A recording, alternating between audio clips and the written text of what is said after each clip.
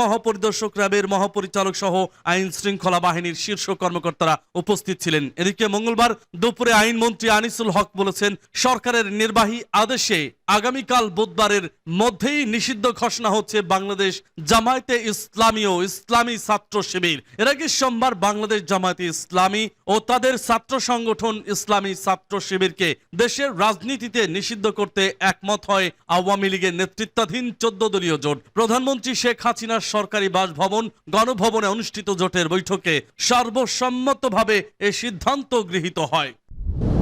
14 দলের বৈঠকে হারুনের কঠোর সমালোচনা। কোটা সংস্কার আন্দোলনের 6 সমন্বয়ককে গোয়েন্দা পুলিশের কার্যালয়ে খাওয়ানোর পর সেই ছবি সামাজিক যোগাযোগ মাধ্যমে প্রকাশের বিষয়ে উৎসাহ প্রকাশ করে বিষয়টিকে জাতির সঙ্গে মস্করা বলে মন্তব্য করেছেন হাইকোর্ট। সোমবার রাষ্ট্রপক্ষকে উদ্দেশ্য করে বিচারপতি মোস্তফা জামান ইসলাম ও বিচারপতি SM মাসুদ হোসেন দোলনের হাইকোর্ট বেঞ্চ এ মন্তব্য করেন। রোববার রাতে ডিবি কার্যালয়ে বৈষম্য বিরোধী ছাত্র আন্দোলনের 6 সমন্বয়ককে খাবার খাইয়ে সেই ছবি ঢাকা মহানগর পুলিশের গোয়েন্দা শাখার অতিরিক্ত কমিশনার হারুনার রশিদ তার ভেরিফাইড ফেসবুক পেজ থেকে শেয়ার করেন। ছবির ক্যাপশনে তিনি লেখেন, কোটা সংস্কার আন্দোলনের প্ল্যাটফর্ম বৈষম্য বিরোধী ছাত্র আন্দোলনের সমন্বয়করা নিরাপত্তাহীনতায় ভুগছিলেন, তাই ওদের ডিবি কার্যালয়ে এনে তাদের সঙ্গে কথা বললাম। তার এই কর্মকাণ্ডে কঠোর সমালোচনা করেছেন 14 দলীয় জোটের নেতারা। সোমবার গণভবনে আওয়ামী লীগ সভাপতি ও প্রধানমন্ত্রী শেখ হাসিনার সঙ্গে বৈঠক করেন 14 দলের নেতারা। কোটা সংস্কার আন্দোলনের 6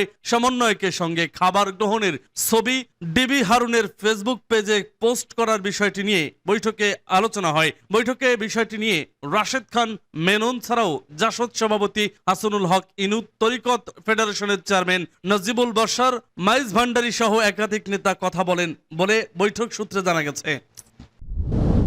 জরুরি বৈঠকে 7 মন্ত্রী, প্রতিমন্ত্রী সহ আইন শৃঙ্খলা বাহিনীর প্রধানরা দেশের সার্বিক আইন শৃঙ্খলা পরিস্থিতি, কারফিউ, জামায়াত শিবির নিষিদ্ধ, চলমান বৈষম্য বিরোধী কোটা সংস্কার আন্দোলন সহ গুরুত্বপূর্ণ কয়েকটি বিষয়ে সিদ্ধান্ত নিতে আলোচনায় বসেছে সরকারের 7 মন্ত্রী, 4 সচিব এবং আইন শৃঙ্খলা রক্ষাকারী বাহিনীর প্রধানরা। আজ মঙ্গলবার বিকাল 3টার দিকে স্বরাষ্ট্র মন্ত্রণালয়ের সভাকক্ষে এ আলোচনা সভায় বসেন তারা।